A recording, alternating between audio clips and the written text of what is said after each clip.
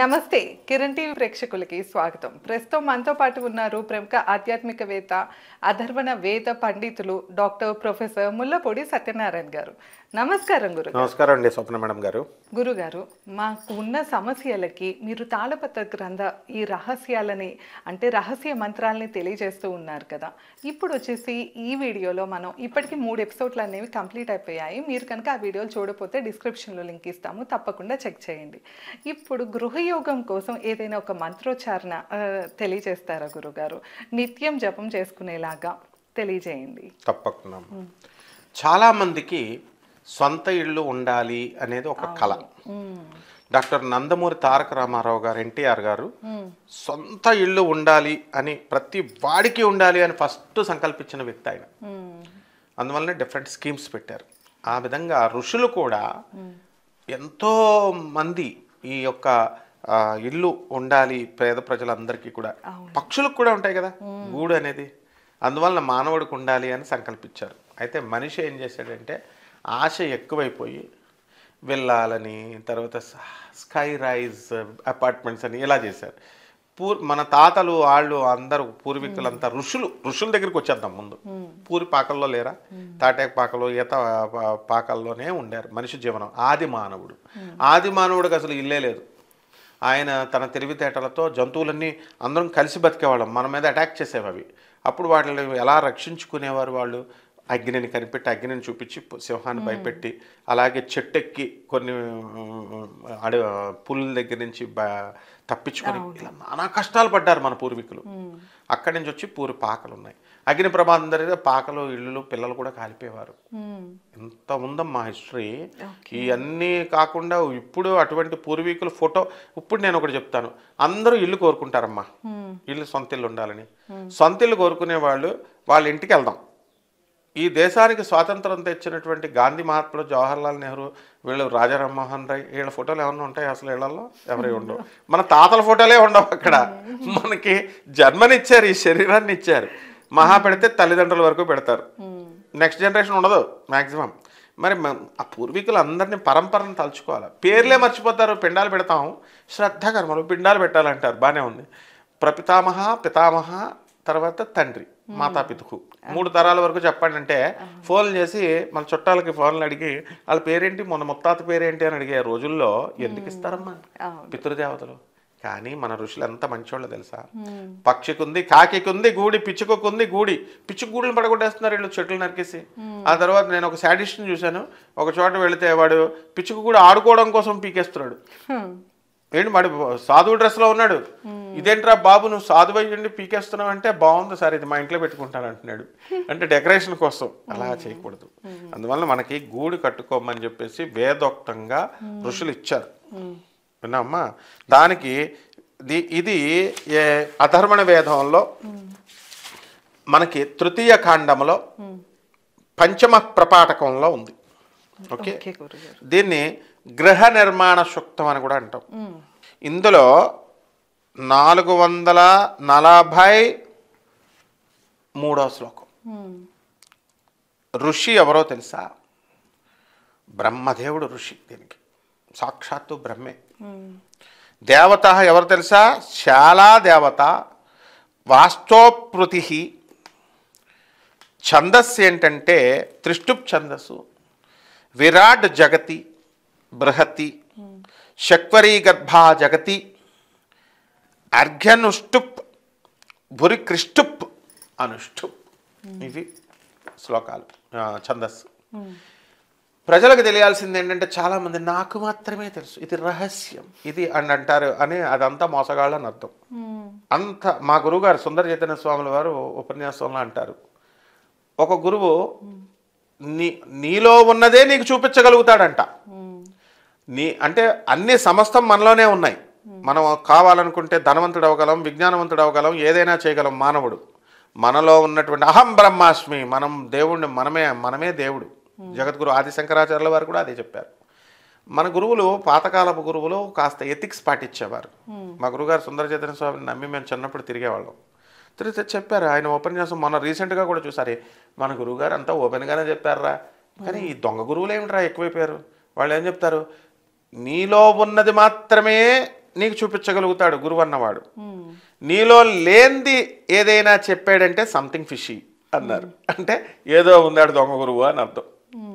అంటే నేను నీకు డబ్బులు ఇప్పించేస్తా, నేను నీకు శివలింగాన్ని ఇప్పించేస్తా, నేను నిన్ను కోటీశ్వరుని చేసేస్తా, అవన్నీ మనలోనే ఉన్నాయి. వీడేంటి కొత్తగా చేసేది? చెప్పాడంటేనే మభ్య పెడుతున్నాడు, వాడు గురువు కాదు, అసలు ఆ గురువు లక్షణం కాదు అని చెప్పారు జగద్గురువు ఆయన సుందర చైతన్య స్వాముల వారు. మరి అంటే అర్థం ఏమిటంటే మనము మన కర్మలు క్షయం చేసుకోవాలి. బ్లాక్ బోర్డ్ మీద మనం రాస్తాం టీచర్ పాఠం చెప్పి, మళ్ళీ ఎవరు చెరుపుతాం? టీచరే చెరపాలి. అంటే ఏంటి? కర్మల్ని క్షయం చేసేది చెరిపేది టీచరే అనమాట, గురువు దత్తాత్రేయుడే. అందువల్ల జగద్గురువు ఆదిశంకరాచార్యులు వారే, కృష్ణుడే జగద్గురువుగా. ఈ మంత్రాన్ని ఎన్నిసార్లు చెప్పించాలి? 108 సార్లు మంత్రం చెప్తాను. మంత్రము ఇహైవ ధ్రువాం ని మినోమి శాలాం క్షేమే తిష్ఠాతి ఘృత మోక్షమాణా తాం త్వా శాలే సర్వవీరాః సువీరా అరిష్టవీరా ఉప సంచరేమ. ఇది మంత్రం. దీనికి ఈ మంత్రాన్ని అనుష్ఠానం చేస్తే జగద్గురువులైనటువంటి ఆదిశంకరాచార్యుల వారు, రామానుజాచార్యుల వారు వచ్చి తమ తపశ్శక్తిని ఆశీర్వాద రూపంలో చేసేవాడికి వాళ్ళని తలుచుకుని వాళ్ళు చేసినప్పుడు వాళ్ళకి దారబోస్తారు. అందులో డౌటే లేదు. మరి మామూలు మానవ గురువులు అభ్యస్వరం ఉండాలా, ఇలా చేయాలా, అలా చేయాలా, వేదమంత్రం అనర్హులకి ఉపదేశించకూడదు, శూద్రులకు ఉపదేశించకూడదు, ఇట్లాంటివన్నీ చెప్తే వాళ్ళు ఉపదేశిస్తే వాళ్ళకంటూ ఒక శక్తి ఉంటే వాళ్ళు దారబోస్తారు. వాళ్ళకే శక్తి లేనప్పుడు వాళ్ళేం దారబోస్తారు? కాబట్టి ఎవరు ఏది చెప్పింది వినాల్సినటువంటి అవసరం లేదు. జగద్గురువులు చెప్పేదే వినాలి మనం. కాబట్టి ఈ మంత్రాన్ని నిర్మోహమాటంగా బ్రహ్మాండంగా వీళ్ళంతా కూడా చేసుకోవచ్చు. 108 సార్లు ఉదయం కానీ సాయంత్రం కానీ ఏ సమయంలో అయినా చేసుకోవచ్చు. వీళ్ళకి ఇల్లు లేనటువంటి వాళ్ళందరికీ కూడా ఇల్లు కట్టుకుంటారు, గృహయోగం వస్తుంది. 41 రోజులు కదా గురు? 41 రోజులు. ఏ ఏ గ్రహాః అరిష్టస్థానగతాః తేషాం గ్రహాణాం శుభ ఏకాదశ స్థలా ఫలా వ్యాప్త్యర్థం ఏ మంత్రాన్ జపాన్ కరిష్యే.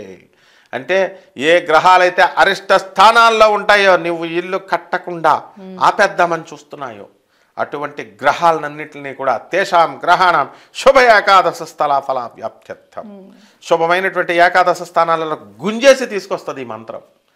అసలు దేవతలందరూ కూడా మనకి ఇవ్వకూడదు అని కనుక వాళ్ళు కంకణం కట్టేసి, వీడు పూర్వజన్మలో వీడు చేయలేదు, పాపాలే చేశాడు, వీడు పుణ్యం చేయలేదు, వీడికి ఇవ్వకూడదు అని అనుకున్నప్పుడు ఆ దేవతా స్తంభనంగా మారిపోయి ప్రత్యంగిర రూపంలో వెళ్ళిపోయి, బగళాముఖి రూపంలో వెళ్ళిపోయి వాడిని దేవతల్ని స్తంభింపజేసేస్తుంది వాళ్ళ నిర్ణయాల్ని.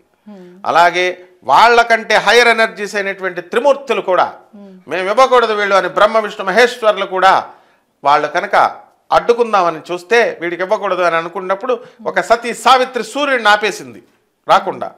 హరిశ్చంద్రుడు దేవతలందరినీ కాళ్ళ దగ్గరికి పారేశాడు, తీసుకొచ్చాడు మానవులుగా పుట్టి వీళ్ళు. అలా త్రిమూర్తుల యొక్క నిర్ణయాన్ని కూడా స్తంభింపజేసేటటువంటి మాయాశక్తి కనకదుర్గమ్మ, ఆ వేద రూపిణి అయినటువంటి గాయత్రి. అందువలన ఓం సర్వచైతన్య రూపాం తామాధ్యాం విద్యాం చ ధీమహి బుద్ధిం యోన ప్రచోదయాత్. సర్వచైతన్య స్వరూపిణి అయినటువంటి బాత్, ఇది దేవీ భాగవతంలో మొట్టమొదటి శ్లోకము, దీంతోనే వచ్చింది. దీన్నే మనం చెప్పిన తర్వాత అందరూ సర్వమంగళ స్తోత్రం అని చెప్పి సర్వమంగళ మంత్రం, ఇది గాయత్రి మంత్రానికి ఆల్టర్నేటివ్ అని మనకు మన ఫ్రెండ్ గురువు అయినటువంటి నండూరు శ్రీనివాస్ గారు చక్కగా ప్రచారం చేశారు. ఇది దేవి భాగవతంలో మొదటి శ్లోకం చెప్తోంది, ఏ శక్తి అయితే కాది విద్యలకి అన్ని విద్యలకి మూలమైందో ఆ మూల శక్తి అయినటువంటి దుర్గాదేవి నా మనస్సుని, నా బుద్ధిని మంచి మార్గాల వైపు ప్రేరేపించుగాక అని. అలాగే గాయత్రి మంత్రం కూడా ఓం భూర్భువస్వః తత్సవితుర్వరేణ్యం భర్గో దేవస్య ధీమహి ధియో యో నః ప్రచోదయాత్. అంటే ఏ శక్తి అయితే ఈ త్రిమూర్తుల్ని సృష్టించిందో, ఈ యొక్క జగత్తునంతటిని సృష్టించిందో, క్రియాశక్తి, ఇచ్ఛాశక్తి, జ్ఞానశక్తి, అవన్నీ కూడా అటువంటి దివ్యమైనటువంటి కనకదుర్గమ్మ తల్లి శక్తి నన్ను సరైనటువంటి మార్గాల వైపు నా బుద్ధిని ప్రేరేపించుగాక అని దీని అర్థం. బుద్ధి కర్మానుసారిణి, కర్మలను బట్టే మన బుద్ధి ఉంటుంది. అరే జగద్గురువులను ఆశ్రయించరా అని గురువులను ఆశ్రయిస్తే నేను ఆశ్రయించను, నేను డూప్లికేట్ గురువుల్ని ఆశ్రయిస్తానంటే అది వాడి కర్మలు బాగాలేదు, అందుకే వాళ్ళ దగ్గరికి వెళ్తారు. చాలామంది నన్ను చూస్తారు కదా, మనం వివేకానందుడు మన గురువు గారు అయినటువంటి Shri Shri Ravishankarji art of living గురువు గారి దగ్గరికి వెళ్ళి కూర్చుని ఆయన డౌట్స్ అడగండి రా మహానుభావులరా అని డిసైపుల్స్ని శిష్యుల్ని అడిగితే అందులో ఒకడు అడుగుతాడు, ఒక బుద్ధి లేని శిష్యుడు, ఎదురుకుండగా గురువుగారే కదా అడుగుతున్నారు, గురువుగారు నా గురువు నాకు గురువు ఎక్కడ దొరుకుతాడు, నా గురువుని గుర్తించడమే అలాగా నాకు అని అడిగాడు.